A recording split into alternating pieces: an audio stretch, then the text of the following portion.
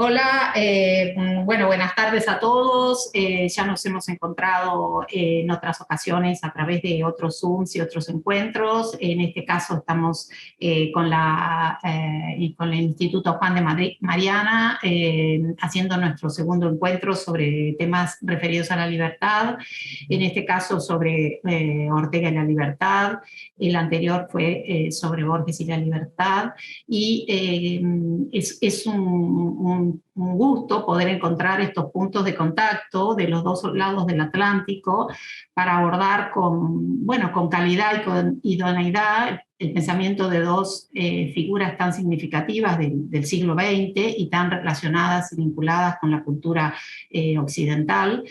Y creo que este es un acercamiento que puede rendir muy buenos frutos, pensando que la Fundación Ortega y Gasset privilegia la pluralidad de ideas, el debate, el encuentro, las reflexiones, y el Instituto Juan de Mariana hace lo propio, y entonces encontrar este punto de contacto y de abordaje aún de dos intelectuales muy reconocidos, siempre genera nuevas reflexiones y nuevos vínculos. Así que celebro que la Fundación Ortega y Gasset y el Instituto Juan de Mariana, en este caso está aquí con nosotros Irune Ariño y en otras ocasiones participa José Carlos Rodríguez, puedan también ser una fuente de esos encuentros.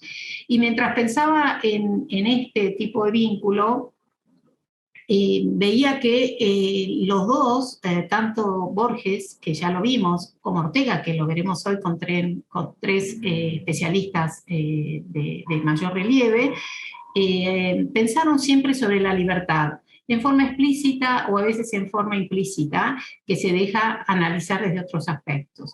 Entonces pensaba qué interesante sería, pensando para el futuro, generar un diálogo imaginario entre uno y otro sobre la libertad. Es decir, qué hubieran hablado, qué hubieran discutido, qué hubieran dialogado dos figuras como Borges y Ortega en ese campo de la libertad.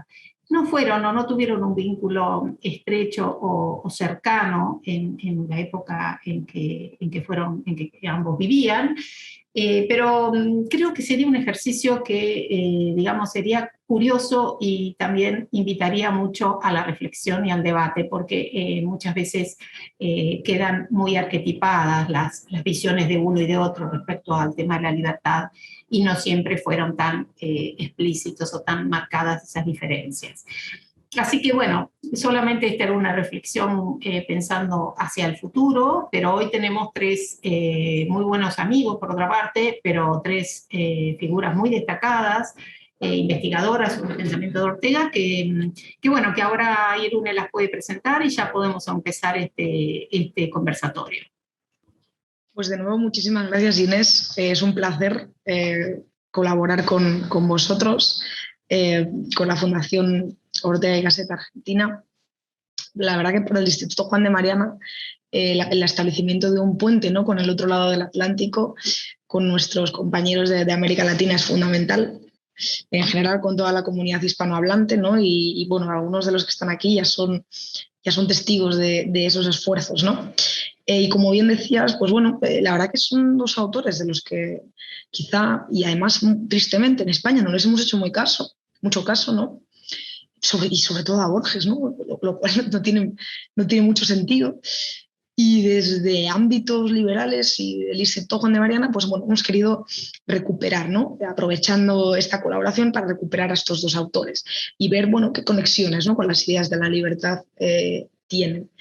En el caso de Borges quizás era más complicado encontrar esas conexiones, aunque la verdad es que en el primer conversatorio, la verdad que a mí me dejó muy sorprendida y quedé muy satisfecha con el resultado. En el caso de Ortega es mucho más fácil y ahora lo vamos a ver. Y nada, yo les voy a ceder el protagonismo a los tres invitados que tenemos hoy, muy interesantes. Muchísimas gracias a los tres por participar. Y me gustaría presentaros al primero. Él es Javier Zamora, doctor en Derecho por la Universidad de León, Fue director del Instituto Universitario de Investigación Ortega y Gasset y miembro de la Comisión de Evaluación de Titulaciones como presidente del Comité de Arte y Humanidades de la Agencia de Calidad del Sistema Universitario de Castilla y León. Bueno, un dato muy largo que suena muy bien. Actualmente, además, es profesor del Departamento de Historia, Teorías y Geografía Política de la Facultad de Ciencias Políticas de la Universidad Complutense de Madrid y además, también por eso lo tenemos aquí, es autor del libro Ortega y Gasset, La aventura de la verdad. Y creo, si no estoy mal, Javier, que te vas a centrar en la primera etapa de Ortega. Así que todo tuyo y por favor cuando quieras.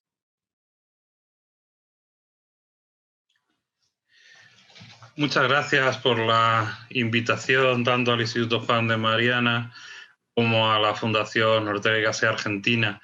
Es un placer dialogar, aunque sea por estos vías internautas transatlánticas, ¿no? Con tan buenos amigos como Roberto Aras y como Enrique Aguilar, que ya tenemos una relación de muchos años, y con Inés Viñuales, que igualmente pues desde hace muchos años hemos mantenido muchos encuentros, en su momento presenciales, ¿no? Que tenía mucho más encanto y espero que enseguida los podamos recuperar, ¿no? Como decía Irune, hombre, hablar de Ortega y la libertad no es difícil, porque si algo caracteriza el pensamiento de Ortega es haberle dedicado mucho tiempo a la libertad, al concepto de libertad, ¿no?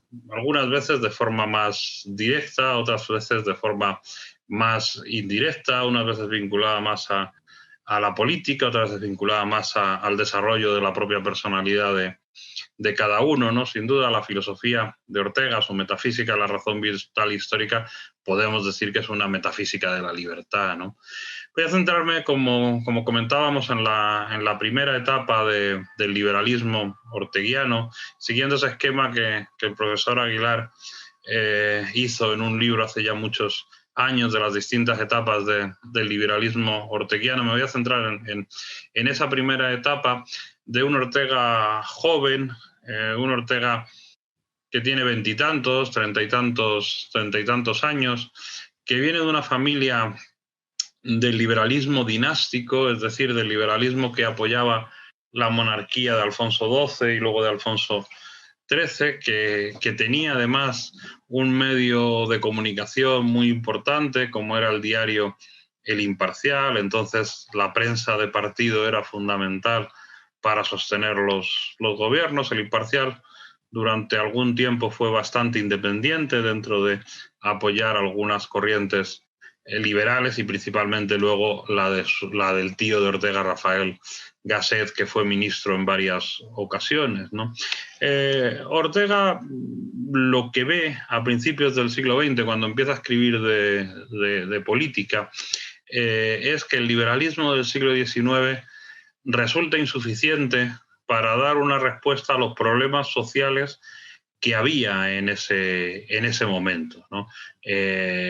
Lo que se llamaba entonces la cuestión social, ¿no?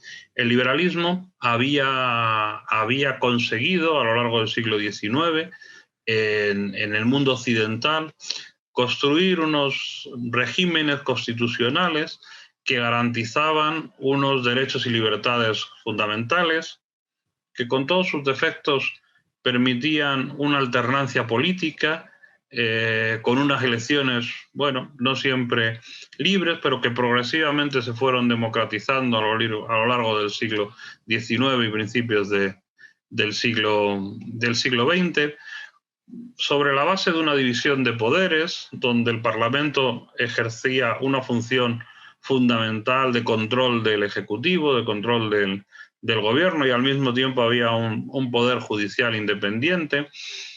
Bueno, Ortega lo que ve es que ese liberalismo, que ha sido muy útil durante todo el siglo XIX para garantizar esos derechos y libertades y configurar estos sistemas políticos, no tiene capacidad ya de dar respuesta a los problemas sociales que están surgiendo y que tienen mucho que ver con el desarrollo de la segunda revolución industrial y la sociedad de masas, que también ha estudiado el profesor Roberto Aras, ¿no? que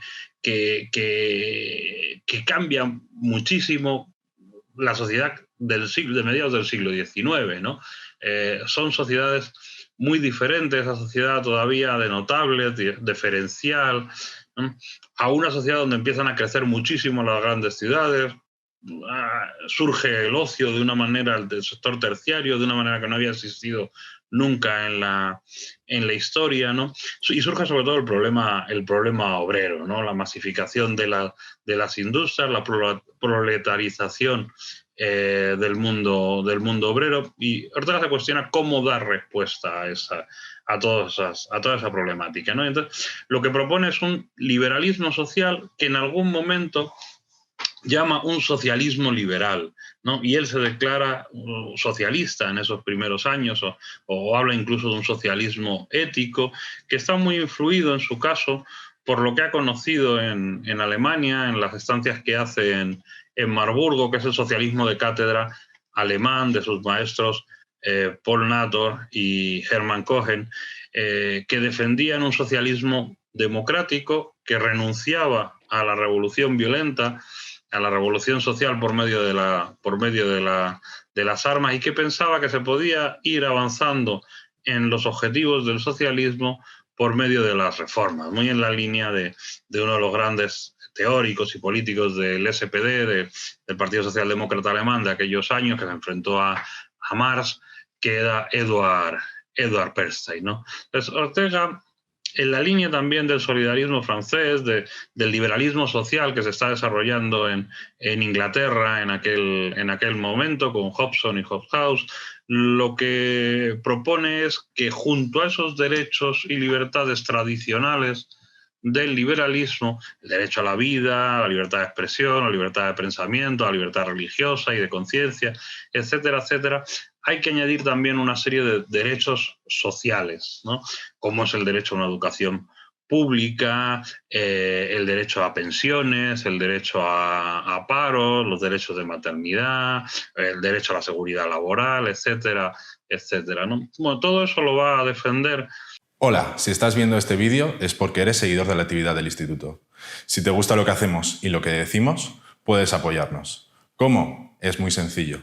Puedes hacerte miembro del Instituto o miembro del canal de YouTube.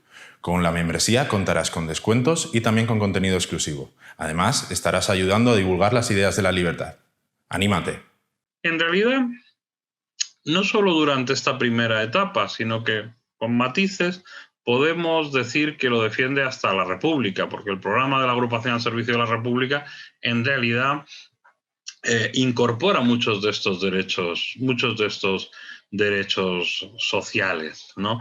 Es verdad, luego lo veremos en el comentario de mis compañeros, cómo ese liberalismo social de primera hora de Ortega se va matizando, ¿no? a lo largo del tiempo. Pero desde un punto de vista de política práctica, todavía en los años 20 y primeros años 30, Ortega defiende muchas de las medidas de lo que es un liberalismo, de lo que en aquel momento se llama un liberalismo social, ¿no? Que él, en un famoso artículo, decía que es mucho mejor entender el liberalismo como un sistema de la revolución.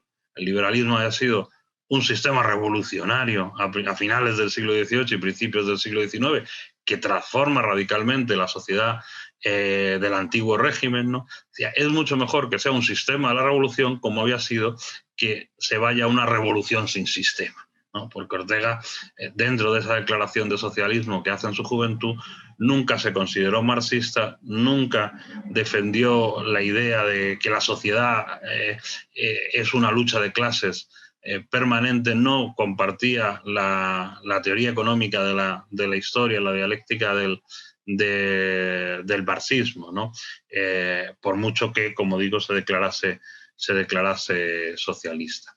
Bueno, yo creo que con esto se puede introducir la primera parte, ¿no? Y podemos dar paso a otra intervención, si queréis, y luego vamos ya engarzando un diálogo, ¿no? Pues aprovecho antes de darle la palabra, creo que era Enrique el que iba a hablar ahora, pero me gustaría hacerte una pregunta, Javier.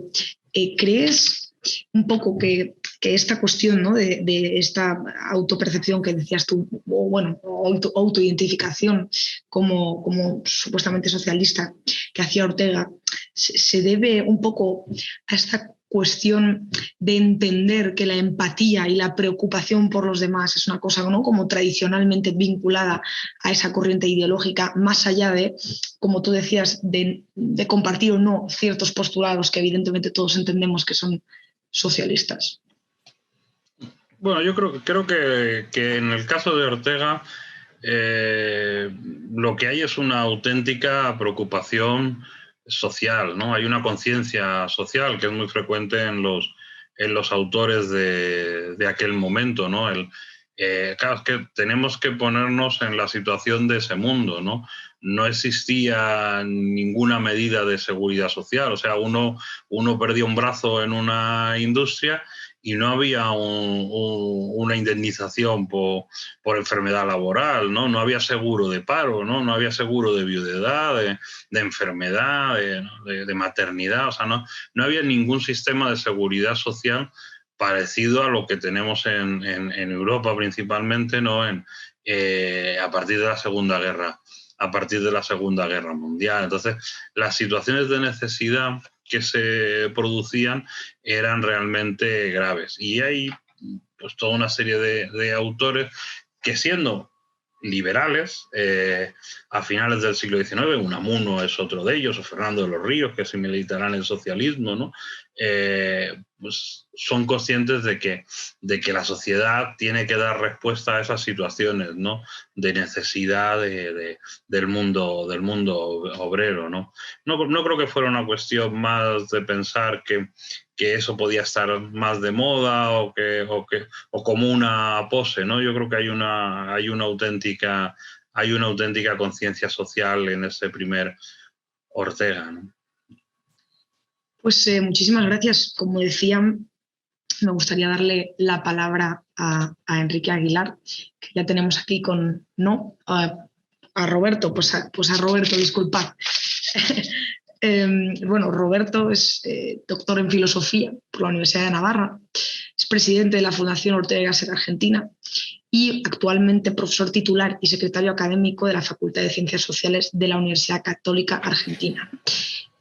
Y también es autor de un libro que habla sobre Ortega, que es El mito en Ortega. Muchísimas más gracias, Roberto, y cuando tú quieras.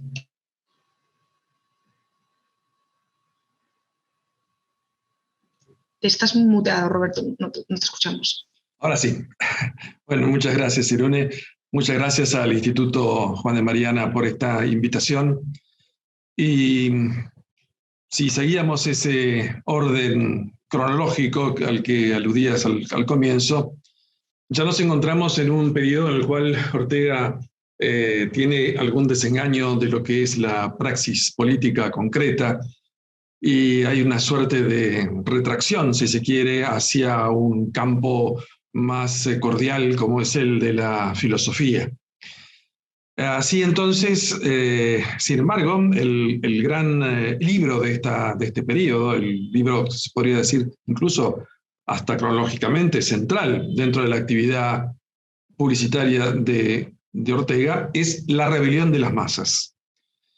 La rebelión de las masas es un texto muy interesante, primero porque, si bien es bastante sencillo catalogarlo como un texto de sociología política, si se quiere, tiene unos profundos cimientos antropológicos, de antropología filosófica. Y esto va a estar jugando permanentemente a lo largo de toda la obra. Una obra que es muy, muy particular porque ha sido una obra que se ha gestado durante muchos años. Si vamos hacia atrás, hacia el año 1921-22, que es la publicación de España Invertebrada, ya ahí encontramos la alusión al tema de las masas, posteriormente el artículo Masas, y finalmente en las conferencias que da aquí en Buenos Aires, en la Asociación Amigos del Arte en el año 1928, donde de alguna manera podríamos decir que le anticipa a los argentinos capítulos completos de lo que luego va a ser esa obra tan importante en su proyección internacional, que fue La rebelión de las masas. Es interesante notar para nuestro tema que el prólogo de la edición, el prólogo para franceses, que no es redactado en 1930, como finalmente es la fecha de publicación del libro en España, sino que data de 1937. Sin embargo, en él hay una expresión que es muy interesante tenerla en cuenta porque también de alguna forma es una llave de ingreso al desarrollo de lo que va a hacer durante la obra Ortega. Esa frase es que dice que la libertad ha significado siempre en Europa franquía para ser lo que auténticamente somos, ¿sí? Entonces, fíjense que aparece la libertad ligada al proyecto, no solamente a un proyecto político o un proyecto social, si se quiere, sino a un proyecto personal y en ese sentido antropológico. Es decir, la libertad es la garantía que yo tengo para poder ser lo que debo ser, ¿no? ¿Se acuerdan esa expresión de Píndaro? Serás lo que debas ser, en un sentido de ser el que eres, ¿no? Es decir, de desarrollar lo que tienes de alguna manera en conato para luego desarrollarlo de manera completa y amplia. Entonces, la libertad aparece ya en ese prólogo como un punto fundamental para interpretar la obra.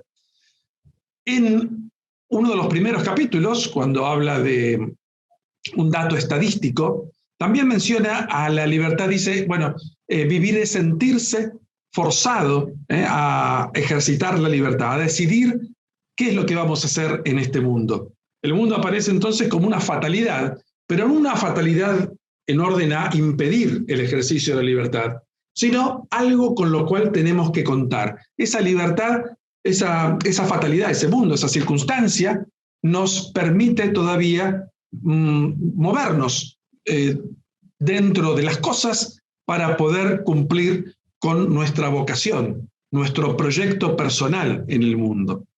Ese proyecto personal no tendría sentido si el hombre no fuera libre, ¿sí?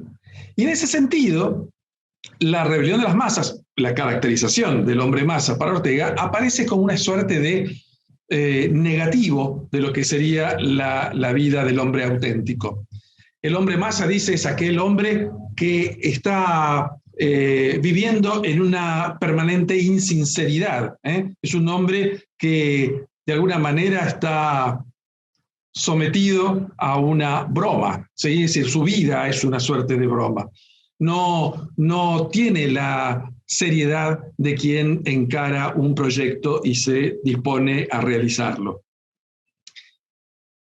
Y esa secuencia de capítulos que fueron en su momento los artículos que se publicaron en la revista El Sol, en el diario El Sol, le sigue una extensa segunda parte que había sido inicialmente pensada como un capítulo más, que tiene por título ¿Quién manda en el mundo?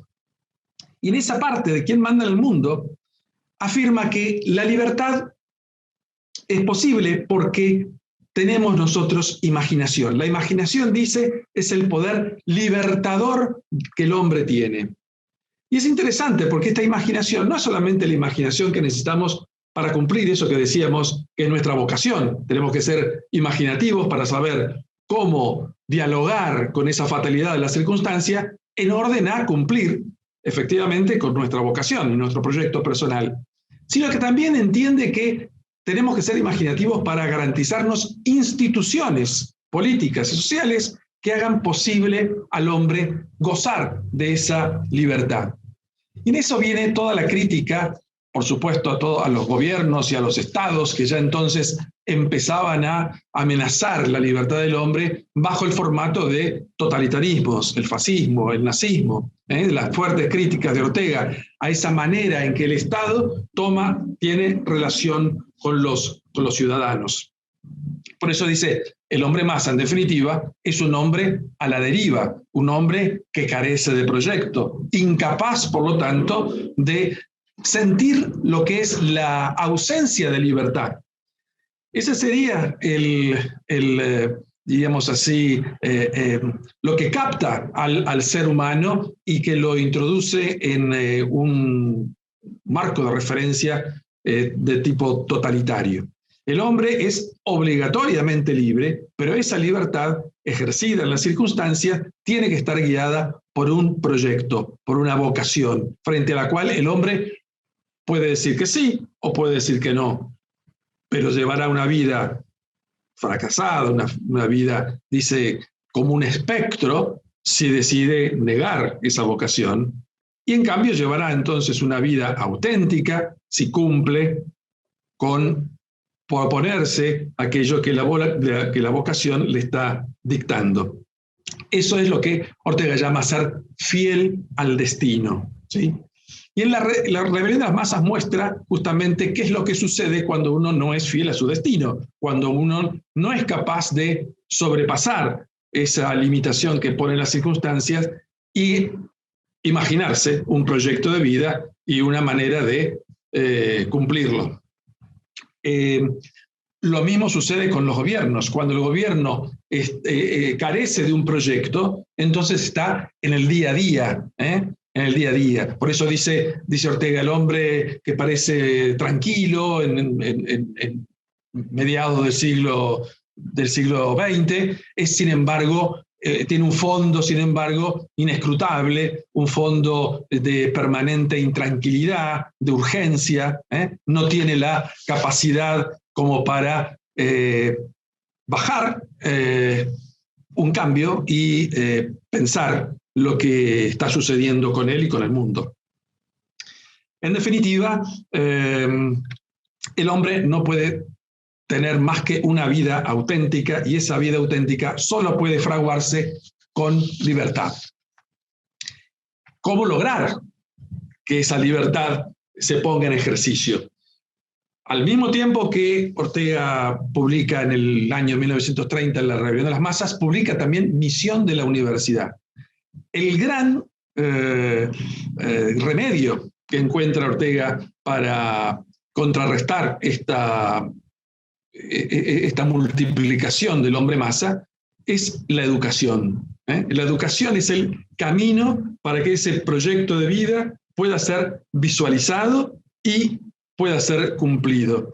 En la pedagogía como programa político justamente sostiene eso, que el hombre necesita del maestro para que le muestre ese ser virtual que todavía no se ha desarrollado, pero es al que debería apuntar en todas sus decisiones concretas. El hombre masa no lo puede hacer. El hombre masa tiene una vida cerrada, una vida hecha. Recordemos eso de que el hombre masa es un ser incapaz de ser permeable a las demandas de las circunstancias, de la demanda de su tiempo. Es un hombre en el cual las ideas no entran, ¿sí? Y no las tiene por sí, entonces las tiene que tomar prestadas de los demás. De tal manera que la libertad aparece, insisto, en esta etapa del pensamiento de Ortega como una clave con fundamentos, fuertes fundamentos antropológicos y con consecuencias políticas. Esto que decía Javier del socialismo, bueno, entronca con lo que les acabo de decir de la educación. Se veía que ese socialismo, lo primero que tenía que darle al hombre medio, al obrero, era educación. Y esa educación le permitiría saber lo que su tiempo le exige y poder responder como corresponde a esas demandas de su tiempo. Y, por supuesto, que al hacerlo tiene que tomar un papel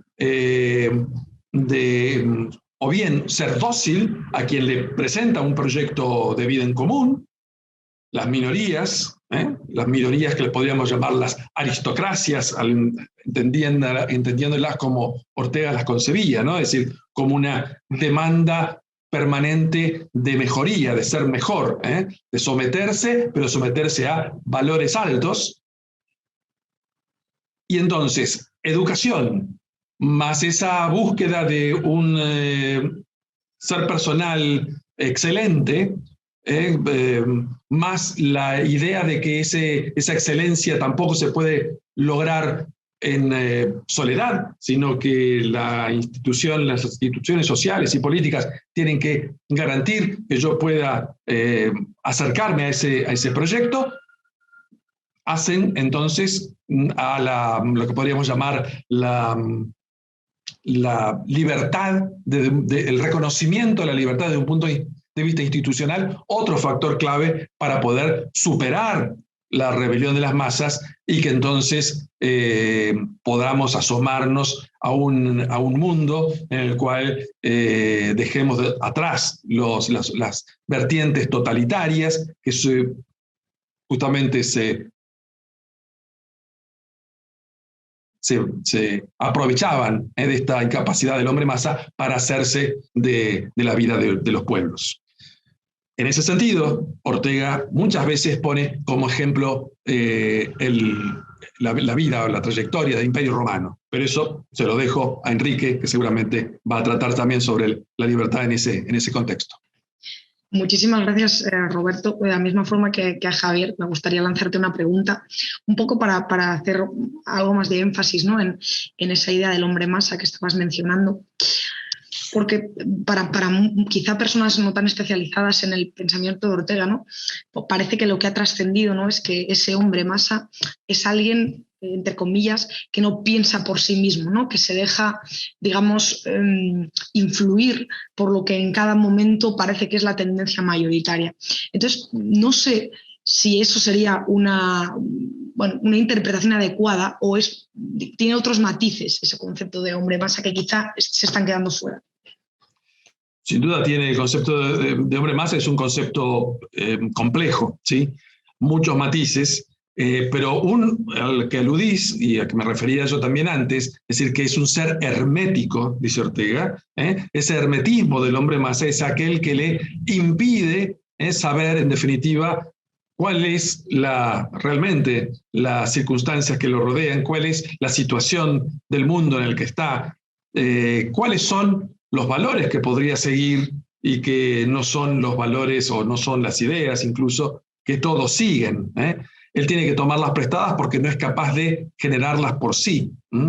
Dice Ortega, siempre ha habido masas y minorías, es decir, por eso la alusión recién al Imperio Romano, ya desde el Imperio Romano hay masas y minorías. Lo que antes sucedía es que las masas eran dóciles a las minorías, se dejaban influenciar por ellas y las acompañaban, ¿sí? O no, pero en todo caso eran las minorías las que proponían un proyecto, un ideario a seguir a las masas.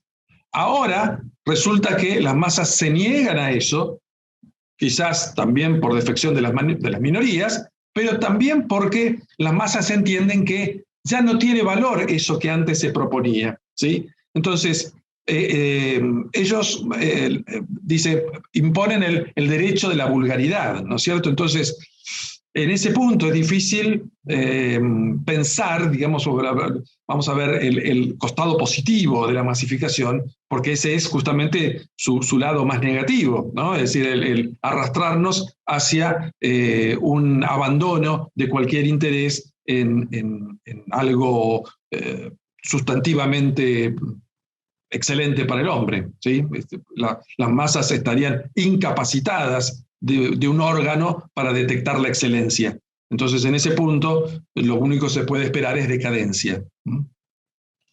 Pues muchísimas gracias, Roberto. Y ahora sí, vamos finalmente con Enrique Aguilar, que ya es, ya eres como casi de la familia, Enrique.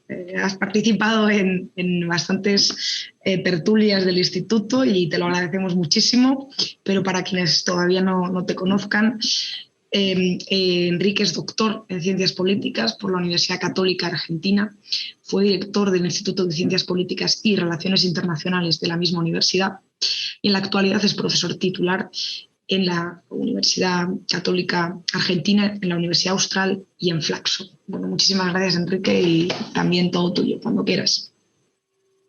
Bueno, muchas gracias. Nuevamente me sumo a los agradecimientos de Javier y de Roberto, tanto Inés Viñuales como Irune Ariño, y en sus respectivos nombres a la Fundación Ortega y Gasset Argentina, del Instituto Juan de Mariana. Me agradezco además la posibilidad de compartir esta conversación junto con Roberto, a quien conozco mucho, y desde luego a Javier, a quien no veo hace muchos años, pero con el que por lo menos he podido escribirme con alguna frecuencia.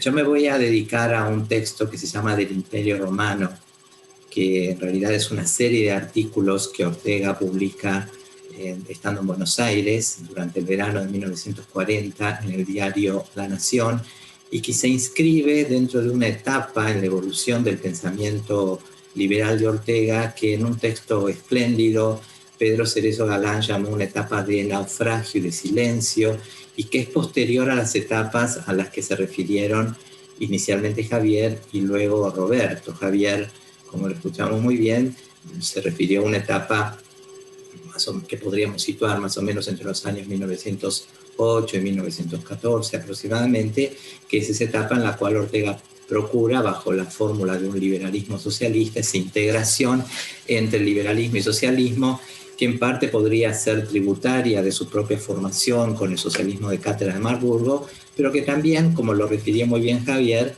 era parte de un clima de opinión. No olvidemos que aquellos años eran los años de autores como Hobhouse, Thomas Hill Green,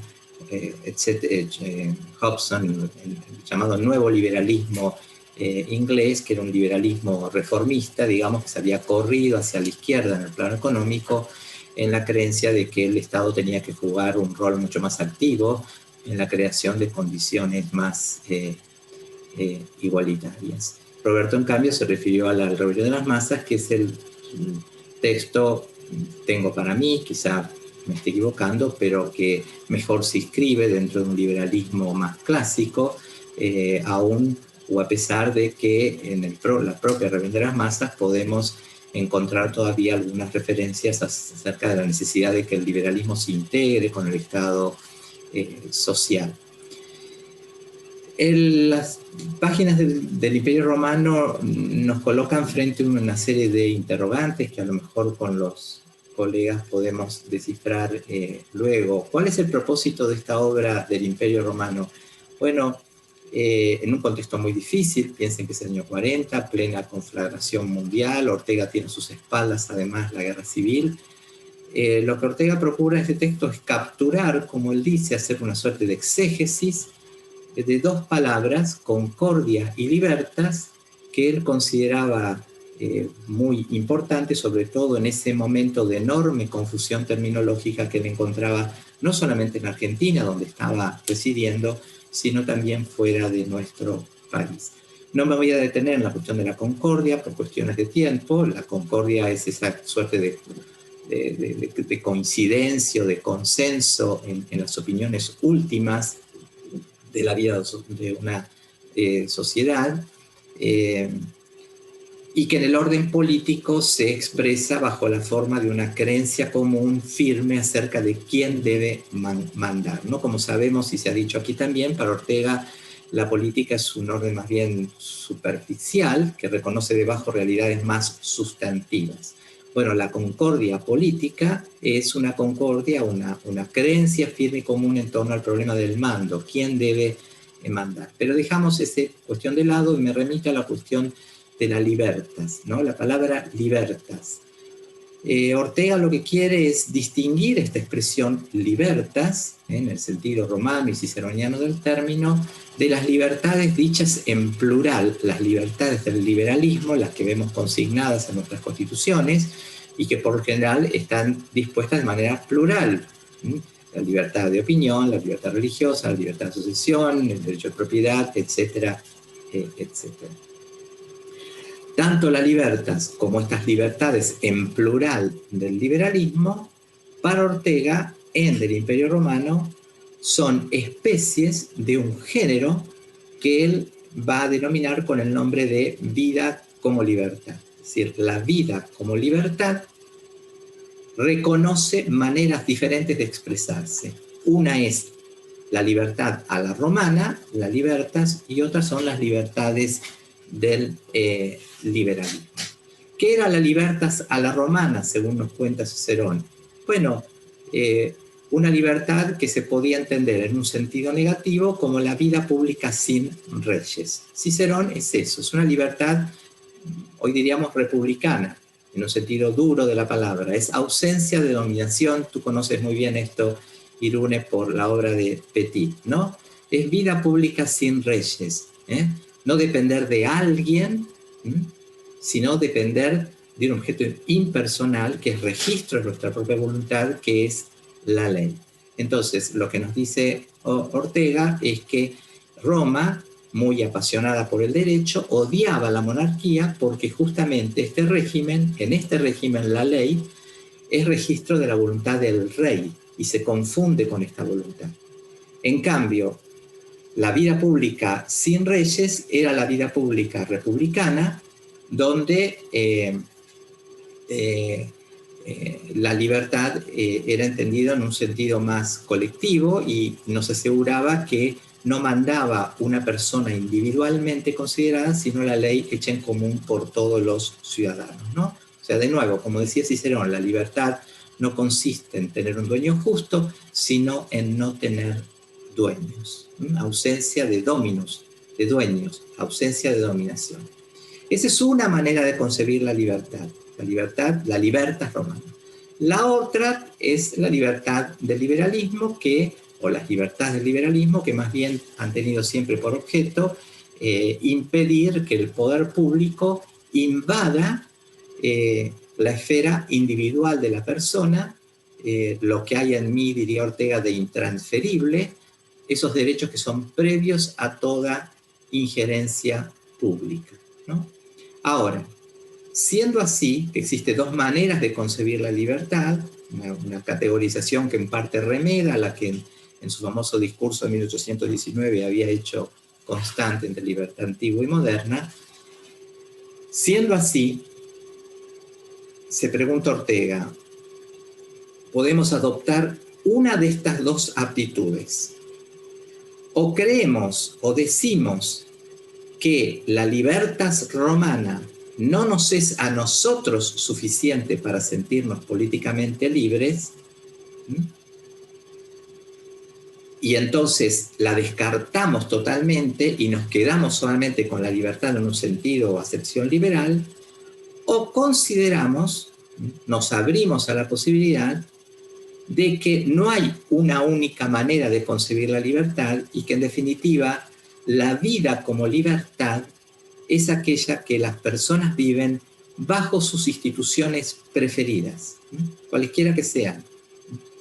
Y ahí tenemos dos ejemplos, el modelo romano o el modelo liberal moderno. Para que exista eso que Ortega llama vida como libertad, Ortega pone tres presupuestos básicos. En primer lugar, en la vida pública de una sociedad no tienen que existir problemas ineludibles, como podría ser, no sé, una situación de anarquía, por ejemplo, ¿no? O sea, tendría que haber una mínima concordia política básica. En segundo lugar, deberían existir ideales de vida pública. Todo cambio en la vida de una sociedad tendría que estar presidido por una inspiración general, por lo que él llama un ideal de vida pública. O sea, una política entendida en términos de fines, si quieren ponerlo así, y no de medios. Y en tercer lugar, para que haya vida como libertad, todos los miembros de una sociedad deberían sentirse colaboradores, copartícipes de la función de gobernar, teniendo un papel activo. O sea, para que haya vida como libertad, uno podría resumir esto diciendo, por un lado, tiene que haber concordia, tiene que haber ideales y tiene que haber participación ciudadana.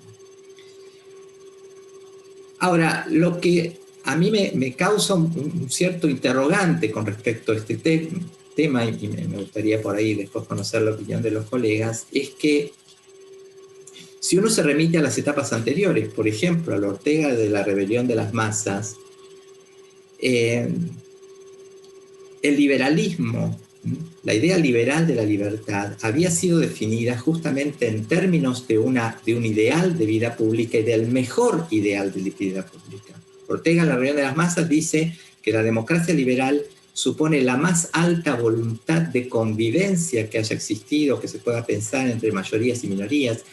Dice que es el tipo superior de vida que hasta entonces se haya conocido, el más noble grito que ha sonado en el planeta, ¿no? Cuyos principios tenían que ser conservados, decía Ortega, so pena de recaer en formas de vida inferiores a las del siglo XIX.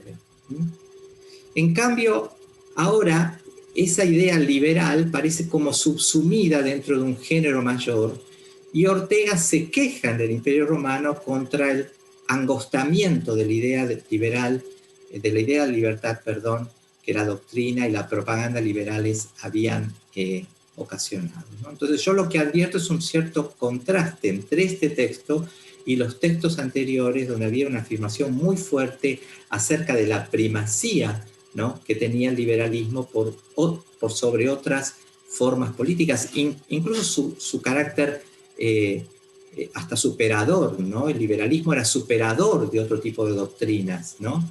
Era más vida todavía, así como el cañón es más arma que la lanza, decía Ortega. Roberto citó el caso Socialización del Hombre, ¿no?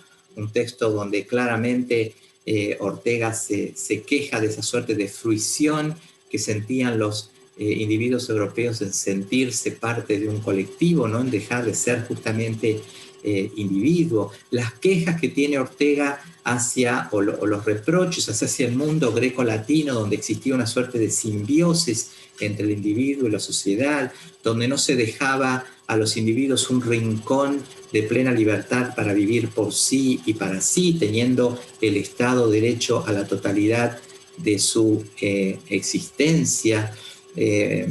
Textos donde Ortega resalta lo que él llama la irrevocable verdad del liberalismo, una verdad que no tenía que ser considerada ni teórica ni científica, sino una verdad de destino, ¿no? Y no había que caer prisioneros en pisos inferiores a ese destino. Entonces, ¿a qué obedece este cambio de perspectiva? Bueno, yo me animaría a ensayar dos posibles explicaciones, pero insisto, a lo mejor estoy equivocado. Una de esas explicaciones a lo mejor tiene que ver con el hecho de que Ortega ya se encuentra totalmente decepcionado con respecto a la posibilidad de renovar el liberalismo en un sentido más social, que es la pretensión que todavía está presente en la rebelión de las masas. El liberalismo se había convertido en pura adaptación, había dejado de ser vida como libertad. Esto es una interesante distinción que hace Ortega en el Imperio Romano, ¿no? Vida como libertad versus vida como adaptación, que metafóricamente las podríamos significar valiéndonos justamente de un recurso metafórico de Ortega, que es aludiendo al Estado como piel y al Estado como aparato ortopédico, ¿no? Hay vida como libertad, además de las condiciones que mencioné anteriormente, cuando las instituciones públicas se adaptan a la sociedad, así como la piel se adapta a los alabeos del cuerpo, dice Ortega. Hay Estado como piel cuando el Estado es afín a la sociedad. En cambio, hay vida como adaptación cuando se rompe esa correspondencia y el Estado se impone como una suerte de aparato ortopédico. Entonces, una posibilidad es creer que la vida moderna ya era vida adaptada meramente, que la vida moderna no se correspondía con esas instituciones que a lo mejor no habían dado lo que prometían. Y otra posible, o sea, que el liberalismo y las instituciones ya eran vida como adaptación, eran Estado ortopédico y no Estado como piel. Y otra posible explicación sería pensar que a lo mejor a esta etapa de su vida, Ortega se corre hacia una interpretación más republicana de la libertad. Hay un autor, por ejemplo, que ha hecho esta interpretación diciendo que hay varios escritos de Ortega de esa época, de los años 40, donde uno puede percibir que Ortega empieza a priorizar una concepción que hoy llamaríamos más republicana de la libertad. Por ejemplo, hay un texto cuya fecha en realidad no desconozco, presumo que debe ser de los años 40, que se llama Tocqueville y su tiempo, que es un texto que Ortega escribió para una edición finalmente frustrada de La democracia en América de Tocqueville, un prólogo, donde Ortega dice, si me permiten hacer una cita, que el acto con que más radicalmente se siente el hombre libre es aquel en que por íntima decisión se liga y entrega a una ley o norma, a una religión, a una doctrina filosófico-política, a una disciplina moral,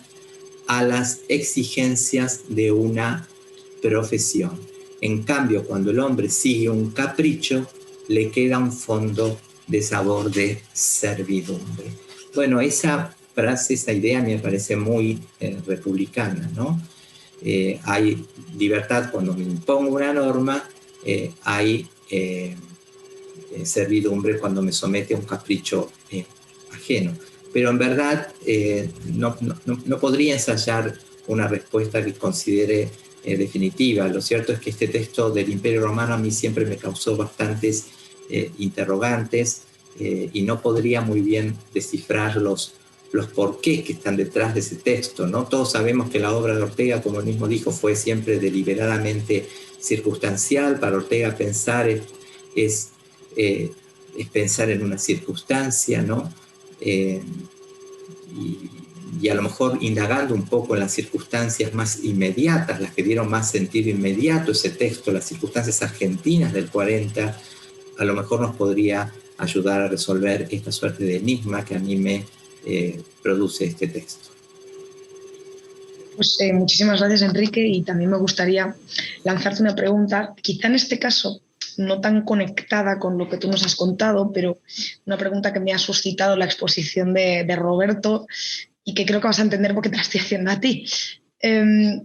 Claro, uno identifica con las cuestiones que habéis comentado, esa especie de concepción de la libertad que encontramos en clásicos como John Stuart Mill, ¿no? Un autor que a los dos nos gusta mucho, ¿no? De esa, digamos, poniendo de relieve la importancia de la educación, de la libertad de conciencia, ¿no? Como uno, digamos, de las libertades más importantes. No sé si tú percibes esta conexión o quizá soy yo que estoy intentando ver más allá.